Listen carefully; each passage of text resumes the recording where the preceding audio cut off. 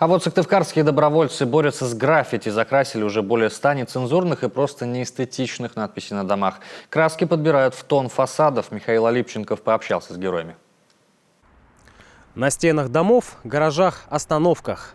Надписи и рисунки буквально на каждом шагу. Да еще такое чувство, что авторы намеренно выбирают самые видные места. Только граффити эти зачастую отнюдь не пример уличного искусства, которое восхищает и делает жизнь в городе краше. Чаще эти каракули и разобрать-то непросто. Это скорее дневник двоечника с ошибками, кляксами и нецензурной бранью.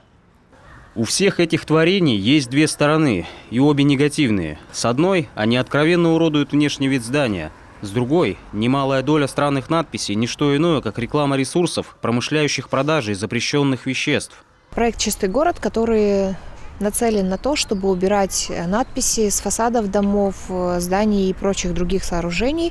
Это надписи, которые рекламируют сайты по продаже психоактивных веществ. Для благоустройства города была привлечена сыктывкарская молодежь. С волонтерами помог столичный ресурсный центр развития добровольчества. В акции принимали участие десятки неравнодушных ребят при поддержке органов власти и правопорядка. Благодаря уличному патрулю мы находили надписи и передавали в ЖКХ. Также неоднократно поступали жалобы от жильцов. Оказывали содействие волонтерам. Давали адреса, сопровождали и контролировали процесс, чтобы устранение надписей не вредило внешнему виду дома или другим сооружениям. Творчество подобного рода карается не только административным арестом или штрафом, но даже уголовной ответственностью.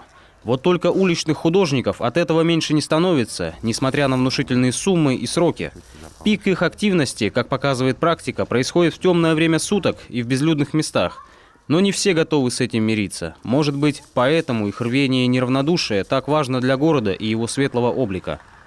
Михаил Алипченков, Олег Жуковский, Алексей Паршуков, телеканал «Юрган».